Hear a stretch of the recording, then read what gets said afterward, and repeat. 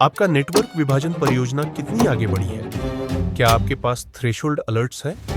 यह दिखाने के लिए कि डीएनएस अनुरोधों या प्रतिक्रियाओं का आकार आमतौर पर एक निश्चित सीमा में था, लेकिन अब वे बड़े हो गए हैं या उनकी संख्या अधिक हो गई है।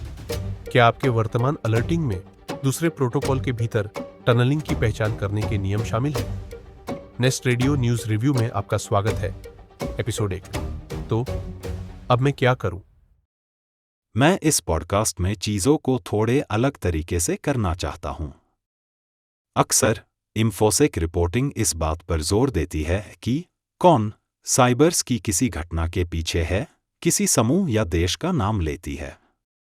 मैं इसके बजाय तो फिर क्या, इस पर ध्यान केंद्रित करना चाहता हूं। इसका मेरे लिए क्या मतलब है और मैं इस बारे में क्या कर सकता हूं। इस कहानी का मुझ पर एक श्रोता के रूप में क्या प्रभाव पड़ता है, और यह कहानी वास्तव में किस तरह के दर्शकों के लिए बनाई गई है। क्या यह किसी व्यक्तिगत पाठक के लिए है या किसी ऐसे संगठन के कर्मचारियों के लिए जिसके सिस्टम सेंट्रल तरीके से मैनेज किए जाते हैं? या क्या यह सिक्योरिटी टीम्स के लिए है?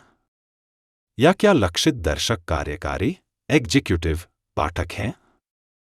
या क्या यह सरकारी और नीति निर्धारण वाले स्टाफ के लिए है? इस पहले एपिसोड में मैं पिछले कुछ हफ्तों की 2 कहानियां लूंगा। प्रत्येक कहानी के लिए मैं एक रिलेवेंसी स्कोर लागू करूंगा, यह निर्धारित करने के लिए कि यह किस दर्शक के लिए सबसे अधिक प्रासंगिक है। और फिर इस सवाल का जवाब दूंगा, तो मैं इस बारे में क्या कर सकता हूं। पहली कहानी निसोस से आई है। यह एक ऐसी कंपनी है जो ह्यूमन रिस्क इंटेलिजेंस पर केंद्रित है, और यह इनसाइडर थ्रेट्स के बारे में है। इसमें बताया गया है कि इनसाइडर थ्रेट्स बिजनेस के लिए एक चिंता बन गए हैं, क्योंकि इनमें कर्मचारी, कॉन्ट्रैक्टर या संवेदनशील जानकारी तक पहुंच रखने वाले अन्य लोग शामिल हो सकते हैं जो अपने पद का दुरुपयोग करते हैं। इनसाइडर थ्रेट्स आकस्मिक हो सकते हैं या जानबूझकर किए जा सकते हैं, और दोनों ही स्थितियों में होने वाला नुकसान वास्तविक दुनिया में असर डाल सकता है। प्राइस वाटरहाउस कूपर्स (PwC) के एक अध्ययन में पाया गया कि लगभग 60% धोखाधड़ी के मामले इनसाइडर और बाहरी लोगों के मिश्रण से जुड़े होते हैं, जो दिखाता है कि सुरक्षा जोखिम न केवल बाहरी हैकर्स से होते हैं, बल्कि ऐसे लोगों से भी होते हैं जो पहले से संगठन के भीतर हैं। निसोस ने 2019 से इनसाइडर थ्रेट गतिविधि में वृद्धि देखी, जिसमें कंपनी के इनसाइडर को विभिन्न प्लेटफॉर्म पर भर्ती किया जा रहा है, सोशल मीडिया साइटों से लेकर एन्क्रिप्टेड मैसेजिंग ऐप्स और यहां तक कि डार्क वेब फोरम तक। निसोस बताता है कि ये प्लेटफॉर्म डिजिटल मार्केटप्लेस के रूप में काम करते हैं। जो लोग कंपनियों को नुकसान पहुंचाना चाहते हैं, वे वहां जा सकते हैं और जानकारी बेचने के इच्छुक इनसाइडर को ढूंढ सकते हैं या अवैध कार्य करवाने के लिए तैयार लोगों से मिल सकते हैं।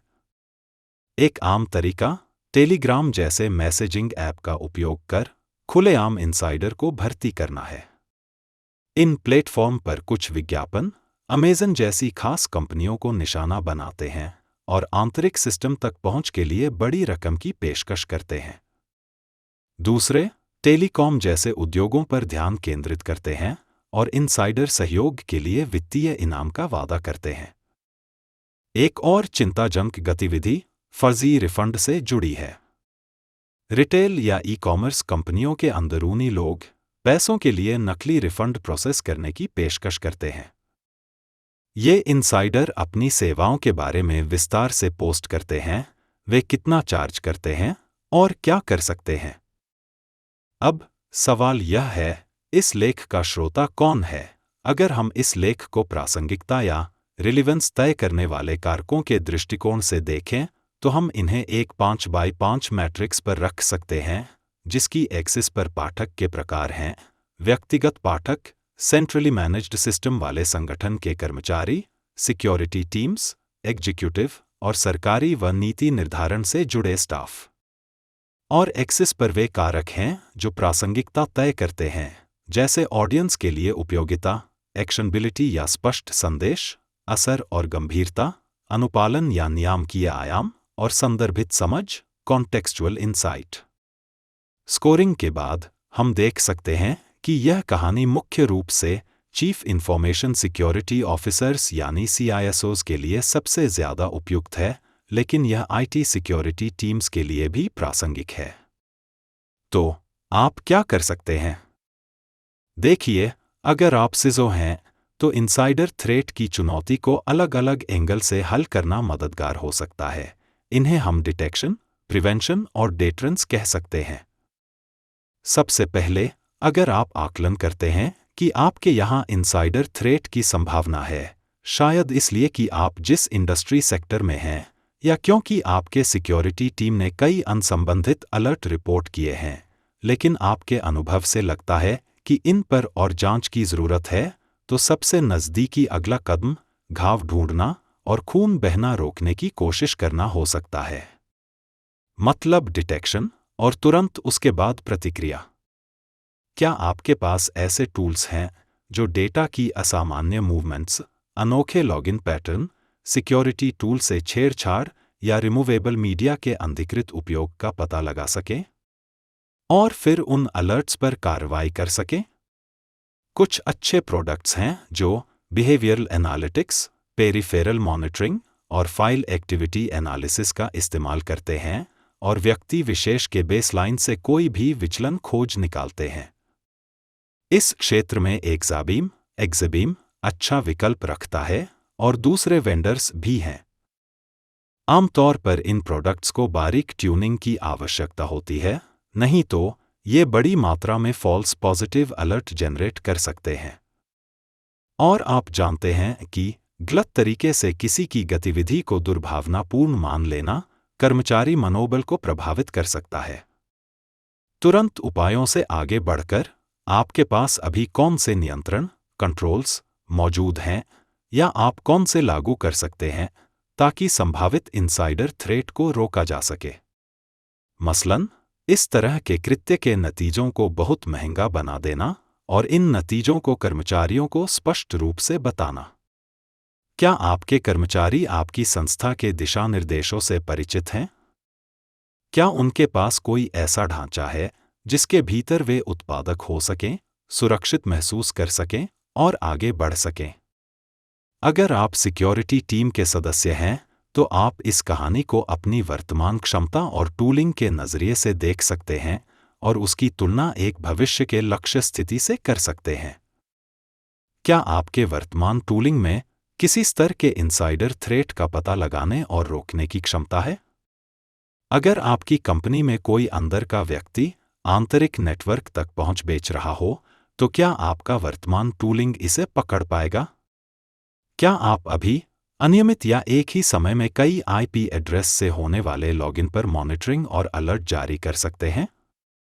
अगर कोई आपके संगठन के किसी आंतरिक सिस्टम, उदाहरण के लिए बिलिंग या पेरोल सिस्टम, का दुरुपयोग कर रहा हो, तो क्या आपकी वर्तमान अलर्टिंग और डिटेक्शन क्षमता इसे पकड़ पाएगी? तो अब आगे देखते हुए, अगर आपको अपनी क्षमता या टूलिंग में कोई कमी नजर आती है, तो आप एक छोटा विश्लेषण लिख सकते हैं, अनुमानित मूल्य, प्राइसिंग, जोड़ सकते हैं, इनसाइडर थ्रेट के कुछ और उदाहरण दे सकते हैं और अपने CISO को समस्या और समाधान दोनों प्रस्तुत कर सकते हैं। अपने विश्लेषण में यह जरूर शामिल करें कि क्या आपकी वर्तमान टीम अतिरिक्त कार्यभार संभाल पाएगी या आपको अतिरिक्त स्टाफ की जरूरत होगी, ताकि आपके CISO के पास विकल्पों को तौलने के लिए सबसे पूर्ण तस्वीर हो। दूसरी कहानी लंबी है और सिरिल फ्रांसवा, जिया यू चैन, सलीम बिटाम और डेनियल स्टेपैनिक इलास्टिक सिक्योरिटी लैब्स से आई है। इसमें उनके द्वारा खोजी गई एक नए तरह की अब तक अज्ञात मैलवेयर फैमिली का वर्णन है, जो माइक्रोसॉफ्ट आउटलुक को एक संचार चैनल के रूप में इस्तेमाल करती है, माइक्रोसॉफ्ट ग्राफ API का लाभ उठाती है। इलास्टिक सिक्योरिटी टीम को एक मैलवेयर कंपोनेंट मिला जो बाहरी इंफ्रास्ट्रक्चर से शेल कोड लाता है और एक कंपोनेंट जो इम्प्लांट का काम करता है, जो हमलावरों को आगे एक्सेस देता है। शेल कोड डाउनलोडर एक बहुत छोटा विंडोज़ एग्जीक्यूटेबल है, सिर्फ 206 किलोबाइट का। यह उन डोमेन से कनेक्ट होता है जो जाने माने वेंडर्स की तरह दिखते हैं, लेकिन उनके नाम में गलत स्पेलिंग होती है। विशेष रूप से checkpionit.com, जिसे checkpoint.com जैसा दिखाने की कोशिश की गई, fortinet.com, जिसे fortinet.com जैसा दिखाने की कोशिश की गई, और vmsphere.com, जिसे vmware vSphere जैसा दिखाने की कोशिश की गई। टीम को विंडोज़ और लिनक्स दोनों वर्जन के इम्प्लांट मिले, जो कमांड एंड कंट्रोल सर्वर तक डेटा पहुंचाने के लिए अलग अलग तरीके इस्तेमाल करते हैं, जैसे UDP और TCP लिसनर, एक नेम्ड पाइप क्लाइंट, लेकिन साथ ही HTTP, reverse UDP, ICMP, TCP को पोर्ट से बांधना, रिवर्स TCP, DNS और आउटलुक REST API और ग्राफ API के जरिए। इम्प्लांट एक एंटीफोरेंसिक तकनीक का इस्तेमाल करता है और अपनी फाइलों को डिलीट करने से पहले 0 से ओवरराइट कर देता है, जिससे रिकवरी मुश्किल हो जाती है।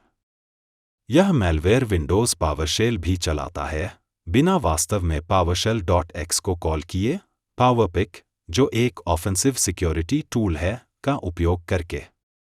तो यह लेख सबसे ज़्यादा किसके लिए प्रासंगिक है?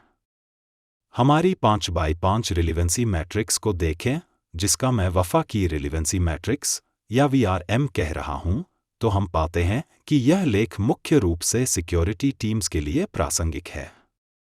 यह द्वितीयक रूप से CISOs के लिए भी प्रासंगिक है, क्योंकि इलास्टिक सिक्योरिटी टीम ने आकलन किया है कि मैलवेयर कंपोनेंट्स के परिष्कृत स्तर को देखते हुए और इस तथ्य को देखते हुए कि इस पर पहले रिपोर्ट नहीं की गई थी, इस अभियान का मकसद जासूसी एस्पियोनाज था। तो एक सिक्योरिटी टीम क्या कर सकती है? IOCs, इंडिकेटर्स ऑफ कॉम्प्रोमाइज, देखने और अपने CM में क्वेरी चलाने के अलावा। शुरुआत के लिए इस लेख में कुछ दिलचस्प तकनीकों का जिक्र है, माइक्रोसॉफ्ट ग्राफ API का उपयोग करने के अलावा, जिसे आप पहले से रचनात्मक कह सकते हैं। आप इन तकनीकों को देख सकते हैं और अपने नेटवर्क में अटैकर का थ्रेट मॉडल तैयार कर सकते हैं। अपने आप से पूछें, क्या आपके वर्तमान डिटेक्शन रूल्स और मौजूदा लॉग कलेक्शन इस अटैकर का पता लगा सकेंगे, यह जानते हुए कि यह कैसे काम करता है? आपका नेटवर्क सेगमेंटेशन प्रोजेक्ट कहां तक पहुंचा है?